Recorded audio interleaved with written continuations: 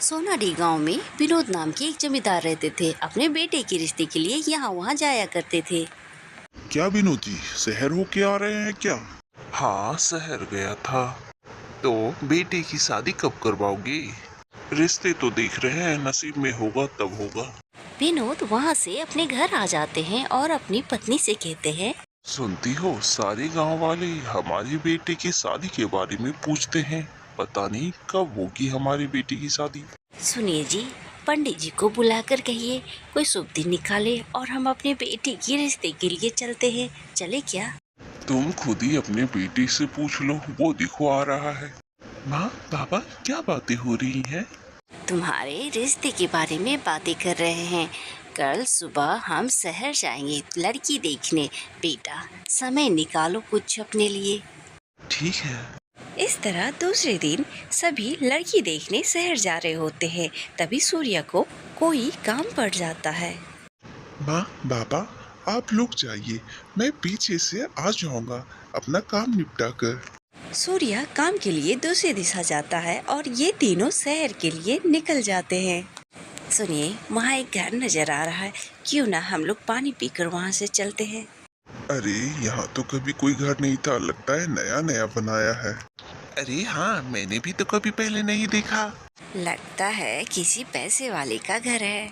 तीनों वहाँ पहुँचते हैं तो एक खूबसूरत सी लड़की उनके पास आकर कहती है, लगता है आप लोग कहीं जा रहे हैं, क्या आप लोग पानी पीजिएगा?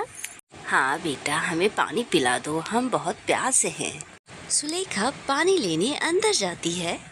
लड़की कितनी सुंदर और कितनी गुणी है, हमारे बेटे के लिए बहुत अच्छी है। हाँ, बात तो सही है, बहुत संस्कारी बच्ची है। लगता है आप लोग शहर जाने से नहीं रहे, तो क्या इसी लड़की से रिश्ता करेंगे आप लोग?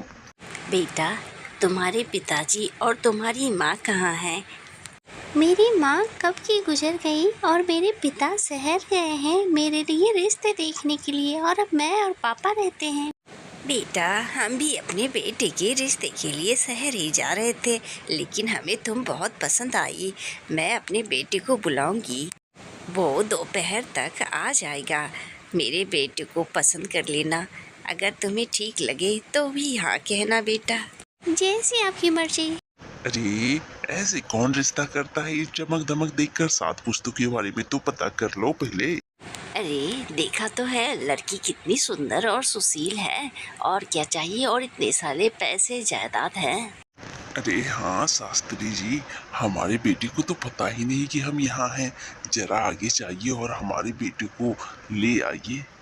शास्त्री वहाँ से निकलकर सूर्य को लेने चले जाते हैं और सुलेखा एक काली गुफा में जाती है। पंडित जी, जैसा आपने कहा वैसा ही हो रहा है। शास्त्री जी उस लड़के सूर्य को लेने गए हैं। हाँ, मैं इसी समय का इंतजार कर रहा था। उसे माँ के चरणों में बलि देकर मैं एक अलौकिक शक्ति प्राप्त करूंगा।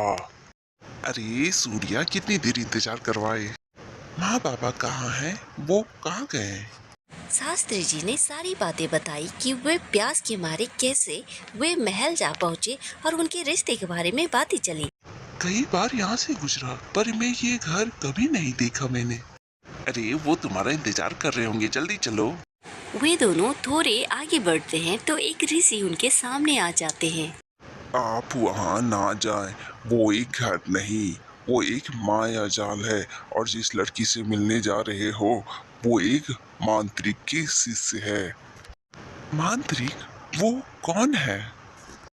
माता को खुश करने के लिए वो तपस्या कर रहा है।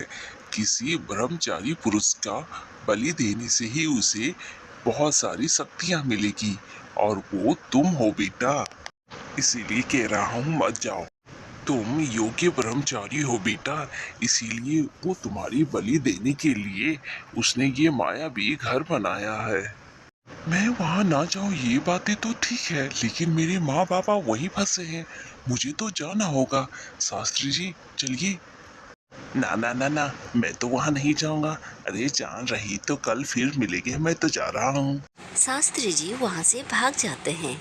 बेटा, मेरी बातें एक ध्यान से सुनो। जब वो मांत्रिक मंत्र पढ़ेगा, उसे पूरी तरह से पढ़ने मत देना, उसे बीच में ही रोक देना। उसके बाद उसकी पूजा विफल हो जाएगी। इस तरह सूर्या उस महल में जा पहुंचता है। अरे, अच्छा हुआ तुम आ गए। शास्त्री जी कहाँ गए? शास्त्री जी को कुछ काम पड़ गया तो वो चले गए पिताजी। बेटा, हमने तुम्हारे लिए बहुत अच्छी लड़की पसंद की है। शास्त्री जी ने मुझे सारी बातें बताई, वैसे वो लड़की है कहाँ? अरे, नाम लिया वो आ गई। ये देखो बेटा, हमारे बेटे के बारे में अपनी राय बताओ। मेरे पिताजी ने इन्हें अंदर बुलाया है। आइए, मेरे पिताजी से एक बार मिल लीजिए आप।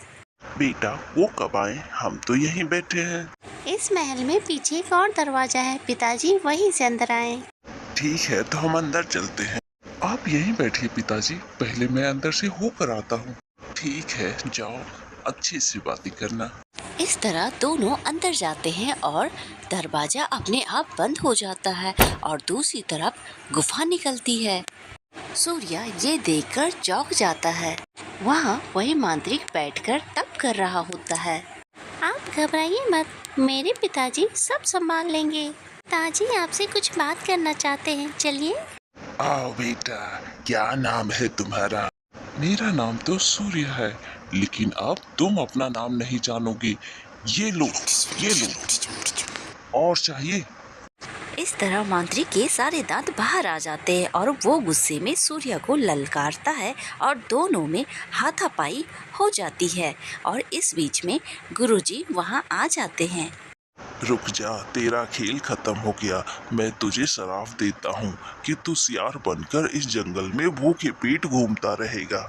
इस तरह लोमड़ी बनकर मांत्रिक वहाँ से चला जाता है। इस तरह वो महल भी वहाँ से गायब हो जाता है। अरे, हम कहाँ आ गए? अभी तो यहाँ महल था, ये बाहर कैसे? माँ, ये महल नहीं, ये माया जाल था। इस तरह सूर्या ने अपने माँ और बाबा को सारी बातें बताई मांत्रिक के बारे में। अच्छा, फिर ये लड़की? ये लड़की कोई और नहीं जिसे आप शहर देखने जा रहे थे, ये वही लड़की है। लेकिन मांत्रिक ने इसे अपने वश में कर लिया, इसीलिए ये यहाँ आ गई। यही वो लड़की है जिसे आप पसंद करती हैं और देखने जा रही थी। इसमें इस बच्ची का कोई दोष नहीं है, इसे अपना लीजिए। इस तरह ऋषि सुलेखा के ऊपर पानी छिड़ककर उस मांत्रिक के वश से बाहर निकाल देते हैं।